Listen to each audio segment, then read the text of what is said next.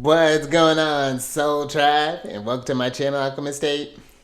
Justin here, and I hope you're getting pumped for the energies. I'm not sure what that was, just roll with it. For those of you who are returning, welcome back, Soul Tribe. I appreciate your subscriptions, your likes, and shares.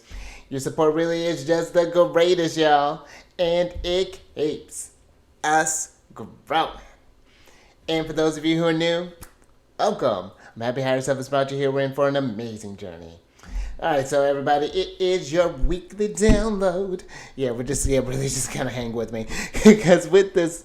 So this video is just to talk about the astrological weather that's going to be going on. This video will be the transits that we're fresh in the Mercury retrograde, so I'm gonna be serving up word salad just a hair. I got Moon in Gemini, so it's a little extra sensitive there, but.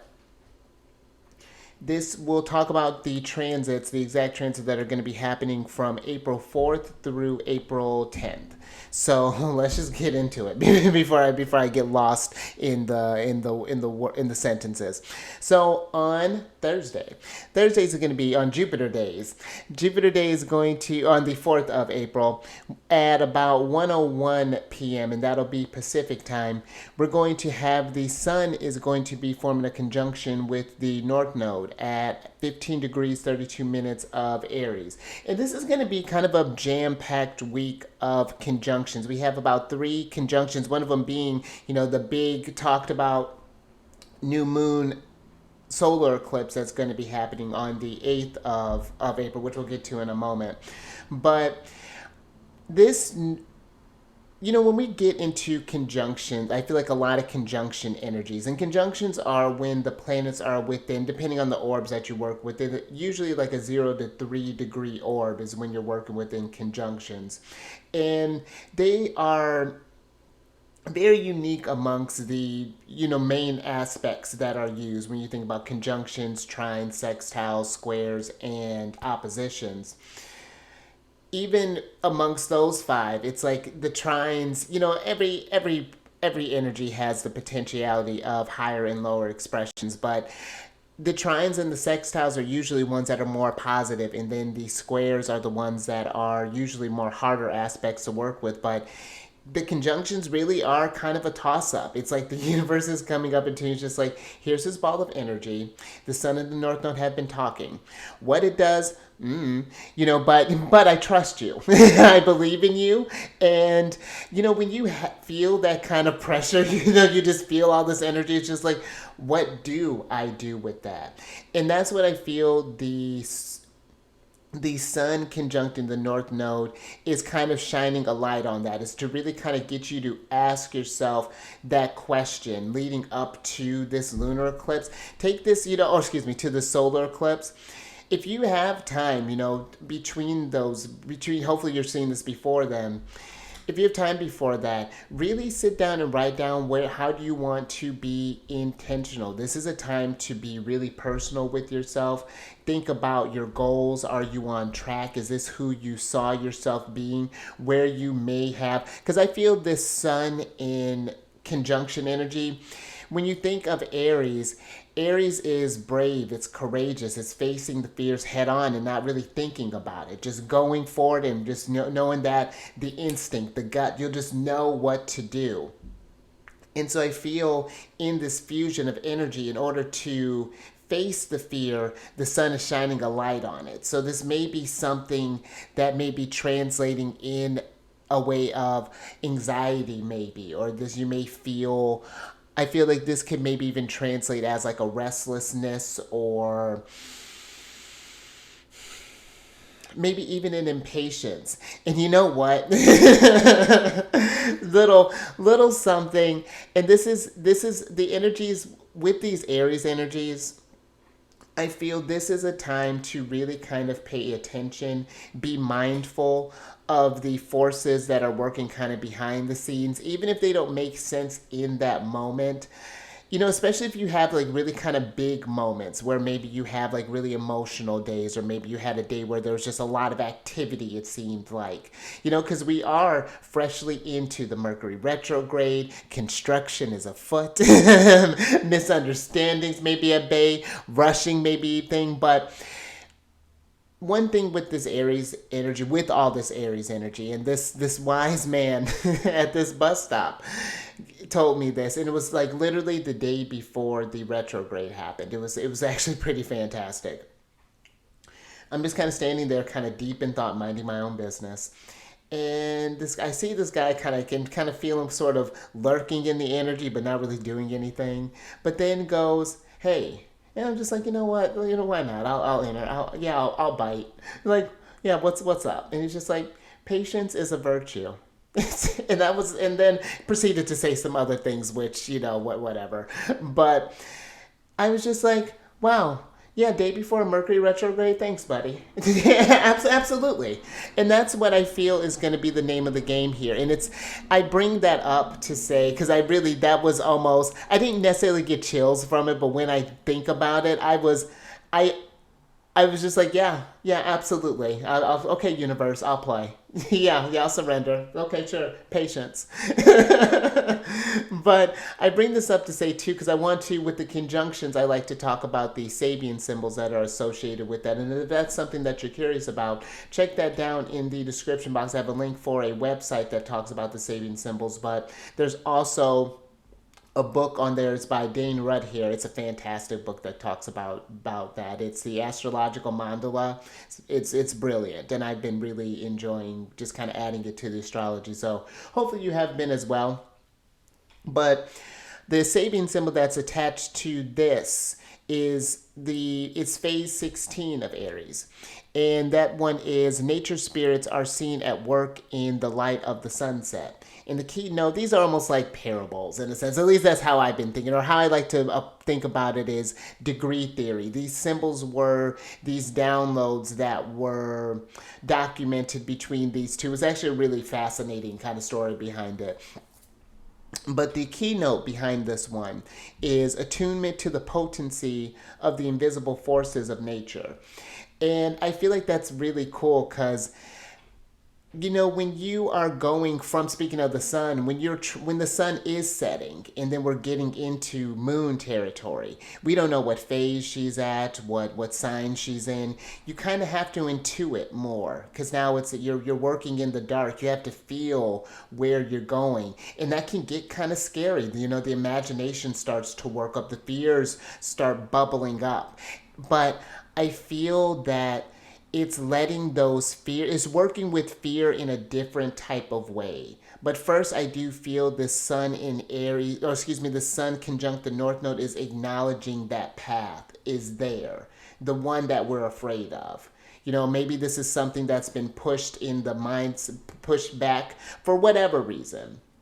But now it's something that's coming into view because now, even when you think about Mercury, just even thinking, kind of visualizing that Mercury's working their way back to the sun. We're starting to, some things are starting to come back. Maybe I feel like it's like something's bubbling up from the surface. Something's coming from the unconscious, subconscious, and is coming to the awareness, which is going to be a kind of a big theme, I feel, with especially this eclipse, which we'll get to in a little bit. I know you're sitting on the seat of your pants, but whatever. But I feel that this is allowing that fear to be part of that intuition, to be calculated in where you're going. But I feel like it's, the moon is guardian of Cancer, the crab, and the crab, moves in very, very specific type of ways. It's never going in a straight line. It's always kind of weaving back and forth there to kind of, always cautious. It's like, oh, is this safe? Is this safe? But it's not, I feel like this is getting out of that comfort zone in a sense. Like, yes, we want to be mindful, and I feel like, I was listening to a podcast and you were talking about safety and this passivity that could come with it. And I kind of like that. And I was like, I can have to change the verbiage up for that. I can always appreciate a little bit. But I do feel like there is this more kind of mindfulness that we are, an awareness that is coming to tuning into those instincts and learning to trust that more. There may be some mistakes, I feel. Aries, I feel like is not one that comes out of something unscathed, but there are lessons learned, with each scratch, with each injury, with each, and not to say you're going to get injured, but with each scratch, with each thing, there's knowledge, wisdom that's incorporated with that. Okay, now I can move a little bit more swiftly the next time, and it's like now I know when to move and when to wait. So, and I feel like this is going to be interesting energy to kind of come into, and it may be a bit of, almost feel like a little possibly overwhelming, just because on the same day we have the lovely Empress Venus is going to be entering on, or going to be entering into Aries at 9 p.m. And that's a very interesting energy for Venus to be in, because now she's coming out of the place where she was very powerful in. She's exalted in Pisces. She does very well. She just had a conversation with her guardian, or with her higher octave Neptune, and so she was feeling good. And now she comes into a sign where now she's in detriment. Now there's like this fresh, it's a fresh start for the Empress. She's invigorated, she's enlivened, but she's feeling a lot. And I feel like this is going to probably be both internally and externally at first. It's like the energies are adjusting, because Venus is how we relate to things, and not just to people. This is to sound. This could be to your environment, to colors, to food, to Venus is very in tune with the body. One of the signs she's guardians over is Taurus. And Taurus is a very sensual sign. And so this is something where I feel that be mindful of that antsiness, that extra energy. Find ways, I feel, to channel that, whether it be through kind of Venusian things, whether this be through art, through painting, through writing, maybe even through some sort of movement. Maybe we're crafting something, maybe we're building something for, maybe like working on a shelf, or maybe we're doing some things around the home, beautifying something, or, just something where we can kind of channel those energies to, and so that allows you to kind of sit with some things and kind of really meditate on, okay, I have all this energy. Because keep in mind, with all this Aries stuff that's going on, they're all under the guidance of Mars right now, who's in Pisces, who's kicking back and relaxing. But though I've been listening to how kind of there's been how Mars has been talked about in Pisces, and where that is a very, Mars is a little more tired, because he's having to be in a more intuitive place, in a more kind of surrendering place, being in Pisces. Mars energy is very intuitive. Before the discovery of Pluto, Mars was the traditional guardian of Scorpio, and Scorpio is hella intuitive. Scorpio is very, very introspective, very strong emotional energy, strong sexual occult energy. And I feel like that's something that you don't sleep on with Mars. Mars knows how to tap into that intuitive place, but I feel that this energy is not wanting to go with that maybe aggressiveness, maybe of Scorpio, maybe that with that intensity, that feeling that I almost feel like this is maybe letting go of the urgency that will never finish it all, possibly. And I feel like that's a new way for Venus to operate in Aries. It's very interesting how I'm kind of feeling this energy and how it may come up. This could be where too, because this Venus energy is one where I feel like it invites you to be in a stronger relationship with yourself too, because Aries deals with the self, and that's why Venus can be in a strange place in this sign, because Venus is normally about the other and learning through the other, but now I feel like it's taking what she has learned from others and now actively applying it, and then showing up in the relationships in a new type of way, these new sort of senses. And I feel like this is depending on how your relationship is with yourself, and how I feel and I feel like it's, because listen, I get, when we're trying to work towards our goals and things, there are obstacles that we're working through, circumstances. But I feel like, is there this awareness that you're trying to get into alignment. I feel like we'll at least make this energy easier because at least we're aware that we can move forward, that we're not going to stay stuck. The solution may not have come yet, but it is there. And I feel like that sort of this support is coming from, because like right after Venus enters, we're going to talk about the next energy, because on Saturn day, guess what day that is? Saturday, April 6th at about 10:45 a.m., Venus forms a sextile with Pluto at 1 degree 56 minutes of Aries, Pluto being in Aquarius. And now it's going to be interesting where we started the year, every time we started the year of Aries, the astrological year, Pluto was forming squares being in Capricorn all these years. Now being in Aquarius, there's more support now with the sextile energy. Sextiles are easier flowing. They're not super, like big energy. They're more subtle, but I feel it'll be like, for example, like the guy with the bus.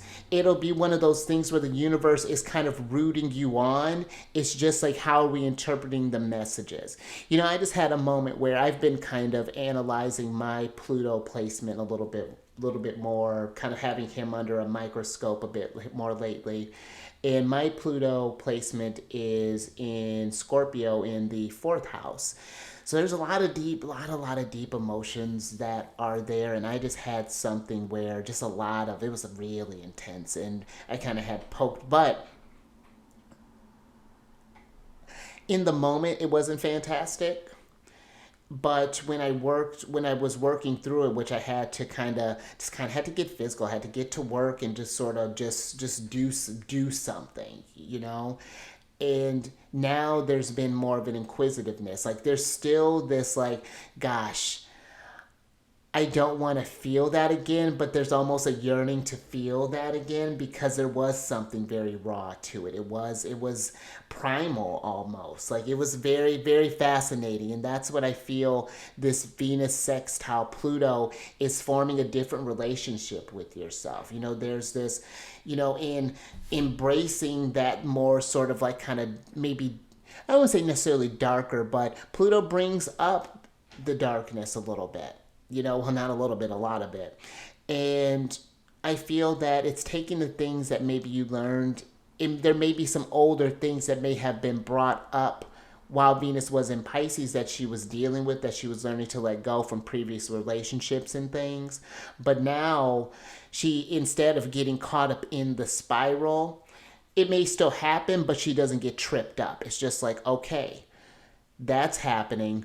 What does that mean going forward? What am I going to do? How does that contribute to who I am? Because this am I going to let this thing define me, and prevent me from maybe taking actions and things? And if it does, that's fine. This is a time again to really kind of sit and understand that. This can be where, yeah, you can take big actions, but big actions can just be figuring out how I'm going to tackle these fears, these, maybe insecurities that are coming up, and let's talk about this energy here, because now and I love that this is happening on a moon day, because on Monday, on the 8th of April at 11:22 a.m., we have it's going to be a new super moon total solar eclipse that's going to be happening in Aries at 19 degrees 24 minutes. And this is a big one because with the sun and moon are doing this, Chiron is in the mix as well at the exact minute. At the exact minute. So that's why this is such a big deal. There's this, when you have, it's one thing to be in just like in tight orb like that, but to the minute it's wild. For example, in my solar return chart, I have Chiron's in the 12th house, which I'm familiar with that. Natally I have Chiron in the 12th house, just in Cancer, as opposed to Aries. But I'm looking at it right now, and where Chiron's is at 19 degrees in my chart on that as well. And Chiron's been hanging around 19 degrees for a little while. But this is a time where, because I I was listening to actually an astrologer, other kind of a podcast, and this astrologer Christopher Renstrom was put Chiron in a way that I thought was very very digestible. Chiron, to think about, like, Chiron is the wound that we don't heal in ourselves, but it's the wound, or that it never fully heals, but it's the wound that we learn to heal in others. It's very, so it's like when you think about my 12th house, when, there's a wound in the subconscious, there's some, or in the unconscious, something that, and that's when I had that sort of like, because I've been, since like the first quarter moon, yeah, since the moon was the first quarter in like Gemini and Pisces, I've been emotions have been kind of wild, and it got really intense around the moon in Scorpio, moon in Sag. That was a lot. I has done a lot of heat in Sag when it was in Sag, but you know, it's learning how to heal that connection with source, and learning how to transcend those experiences through others, because the 12th house stuff is letting things go, not really, and being okay with that, and sometimes not having all the answers, but knowing that it all plays into a bigger grand scheme of things. And that doesn't stop the, let me tell you, that does not stop the wonder, the pursuit, the questioning, but it helps, I can do that, hopefully help bring that out in others, and how that's translated through tarot. But maybe you have Chiron in the third house, and I know someone who has Chiron in the third house, and they're a polyglot. They know not just these languages in spoken, but they know it in sign language. But they had this whole childhood thing that happened where there was almost where they couldn't speak. So it's like Chiron is a very delicate place, but when you work with it, amazing gifts can come out of it. And that's where I feel with this eclipse, this energy, and I love the Sabian symbol for it, because when we talk about that compassion with Chiron, it's acknowledging too that everyone is working through something. Everyone has a Chiron wound. Everyone. This could be, maybe it's in your second house and you have this self-esteem. Maybe this has affected your finances, can never hold on to money, or maybe you've had too much money and it's spoiled out all the experience, or maybe this is your ninth house and it's affected your education, being able to grow. Maybe you've been restricted. It can be a number of things, but it can be where we don't have to let it be where it hinders us in it anymore. It may not be able to do what it does for others, like what we want it to do for us. But there's something in, I feel, the fact that this is helping someone else face their fears, then maybe that in doing that, they've discovered a strength in themselves, and then they may notice something in me that maybe I can help work on, and now we can both become leaders together. I feel this eclipse is going to be one that can change the relationships, not just with ourselves, but with others as well. This is a really mature, or potential for, I feel like, a very mature Aries energy to produce. It's very fascinating, because the Sabian symbol for this is phase 20 of Aries. And this is a young girl feeding birds in winter. And the keynote for this is overcoming crises through compassion. And I was just thinking about that, because when I first read that, I was like, look at that. Overcoming crises through Pisces, because Mars is in Pisces. And this is, I feel like, taking that, because when it talks about crises, and there's a couple of Sabian symbols that have talked about this. There's not just this conjunction, but when you look into the conjunction that's getting ready to happen with Jupiter and Uranus, which we'll talk about a little bit later in the month, there's another talk about crises as well. And I don't mean that there's going to be necessarily just some sort of disaster. We're kind of already in a bit of a disaster in how we relate to each other. There could be more compassion, more empathy. I'm not saying that we just let somebody get away treating us whatever, but I do feel like understanding we don't know where people are at on their journey, what people are going through, where their awareness is at. We may see something in them, but they may be totally blind to it. And that's where we can come in as a society to show up more for ourselves, and however that looks. I feel that this is understanding to the things. It's just, I feel like, first, really kind of acknowledging, think about the times where you've gone really kind of dark, where you've just been really kind of in it, and know that someone else has gone through there too. And it may be something completely separate, something you may seem as something completely easy to get over, but for them it's crippling. And that's where I feel this Mars and Pisces plays a big key in this. Because even when you think about, when I was talking about how intense the Scorpio energy can be, it's not really that intense. Scorpio has a very intense view on life, and I feel in that it produces this very loving energy because there's an appreciation for how fragile life can be. So why we can't be superficial in this moment, because I may not see you tomorrow. I may not see you 5 minutes from now, but it is not to be morbid, but it's just to be intentional. And that's where I feel, this energy starts with, I feel like, looking at yourself and seeing how you deal with crises. And whether this be emotional breakdowns, whether this be car breakdowns, whether this be global breakdowns, how do you deal with crises?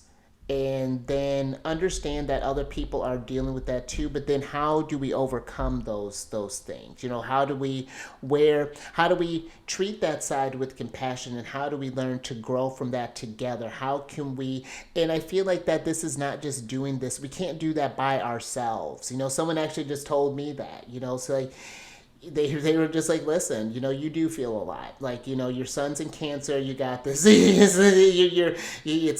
a lot. And, I love that you have eyes on it, but you can't do all of this where, you do have this awareness. It's a lot to take on. So just, be mindful. And that's where I feel like we just need to be mindful.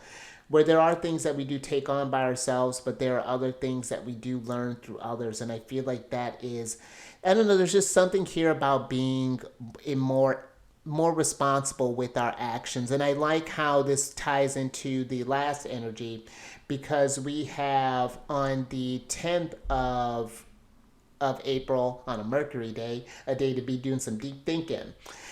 At about 1:36 p.m., Mars is going to be forming a conjunction with Pisces. Or excuse me, with Pisces. He's already in Pisces. He's forming a conjunction with Saturn at 14 degrees 41 minutes of Pisces. And actually, when I think about that, like, what's the numerical, how was that, palindrome? But this one is very interesting because Saturn is very disciplined. And I feel when you think about Mars is our that primal energy, primal action, emotions. Everything's raw when it comes to Mars. And I feel that there's this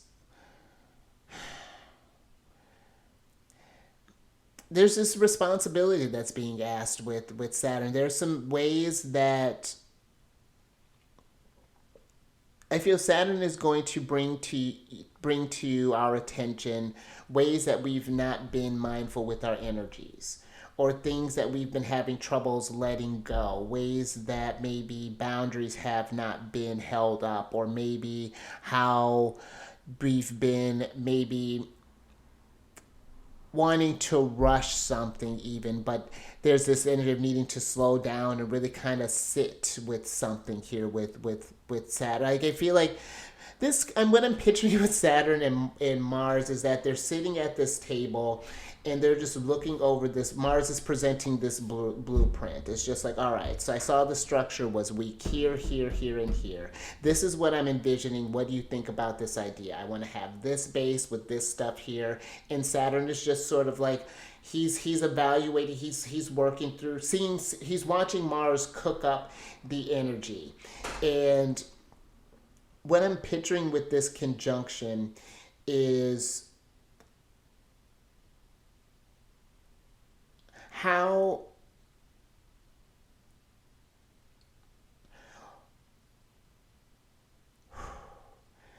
couple of things. If you have any things that you're wanting to start up, I almost feel like this is how can you co-create in that. Because when you think about Mars and that kind of sexual energy, when you think about Aries and even with Scorpio, that's just, on, I feel like you're trying to create something. And that's where I feel like it's like where that responsibility is coming in. It's like, how can we channel some of those kind of like those raw emotions, those fears, those things into actions? How can we be more mindful as opposed to maybe, I know I'm it's like I feel like we have the plan, but it's like, are the actions really lining up, and really kind of acknowledging where you may be falling short somewhere, or maybe not even where you can bring it more, I feel is what but this is not necessarily the bringing it that's happening. It's like Saturn knows, because I feel like sometimes when Saturn's looked at, it's like this energy of that he doesn't want us to accomplish anything, that he just wants us to just wants to get in our way, slow us down. But Saturn is just like, hey, I want you to be your best at what you do.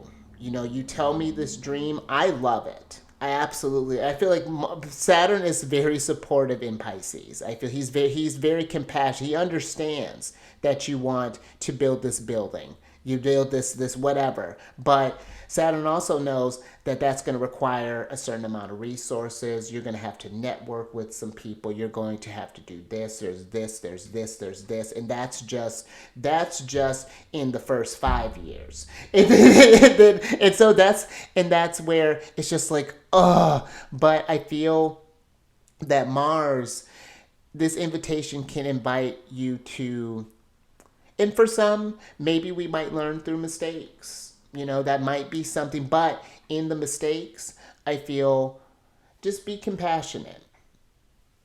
It could have happened. You thought it might happen. I feel like this is something where if we're going to do something, be very honest about it. Be very aware of that. Like, okay, I'm going to do this knowing that this may happen.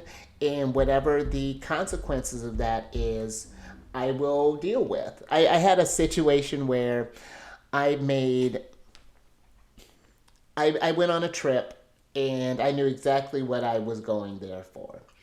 The intentions were, they were suspect at best. It's fine. We definitely grew from it. But it was one of those, I went in mindful, and first day was fantastic. Every day after that was not. And I learned a lot from it. I got a preview of, you can keep going down that path if you want to, but this is probably this is how the theme is going to look. And it's just like, got it. And that's where I feel like this can be where we're kind of in a visualizing energy right now. But there's a lot with this Mars and Saturn energy, but this is a time I really feel like to kind of listen to your mistakes. And I got another thing that I want to talk about with too, because with the phase of this conjunction, this is phase 345 of Pisces. And this one is an officer instructing his men before a simulated assault under a barrage of live shells, which is kind of intense. And the keynote for this is the need for thorough rehearsing before any complex and inherently dangerous social ritual in which power is used or evoked. And so, heavy responsibility there. That this is one where a big thing, you have to take responsibility for your energies. No one can tell you what to do, no one can make you do anything. I feel like this is a very, very compassionate but tough conversation that Saturn and Mars are having with this energy. And you can essentially do what you want with it. But know that I do feel like that there is this understanding that there are consequences, and whatever that means, to our actions. And I feel like this is going to come through a little bit clearer with this conjunction. It's and I feel like it's one where you do want to be just, again, very aware, very mindful. And it's not to be fearful, just to be mindful of what we're doing. And I feel too, with all of this, we're still in, we're still in very heavy, or not heavy, but well, kind of, with, Saturn and Neptune being in Pisces still, over this next year until, they're slowly starting to phase out of Pisces. This is going to be the theme for a while, when we get into this. We still got a little bit more of this energy. So, this is one where take what resonates with you. If it doesn't resonate, you don't have to force anything, because when it was talking about those that endanger, dangerous social ritual, just doing things and not doing any sort of research and not making sure that this is something that really is in alignment with you, that can lead to very tricky waters there, so Pisces energy is one that can be impressionable if not careful, because there is a deep psychic bond when it comes to connections with others. So just be mindful of this, be responsible, be aware. And I feel that this can be one where, and I feel like there's something here again about just like meeting others where they're at, having this compassion for them, you know and this is not again excusing their actions, but this is where you's like, you know what, I'm not going to take that on, where I'm not going to let that whole like affect my energy. If they want my help, I'm there for it, but if they don't, then I'm going to take a step back, and I'm not going to force anything that they do not want, but I'm also going to know that it is my place to not let that, or try not to let that ruin or try to mess up my vibe. And if it does, recognize that that may be what it is, that, oh, okay, that was from that one instance, that's still, and why did that make me feel some type of way? And then be inquisitive with these energies, understand this stuff, because then when Mars gets into his home sign, I feel that's when things really kind of start taking off there. And we're going to be in Mercury retrograde for majority of April, going into, or they'll get out of retrograde shortly after we get into Taurus season. So, and then even then, that's Taurus energy is still even kind of a chill, more energy. So the energies are kind of picking up a little bit. This is not one, I feel, we can get some big ideas started up and things, but I feel this is going to be, there's something grander, I feel, happening that in this. So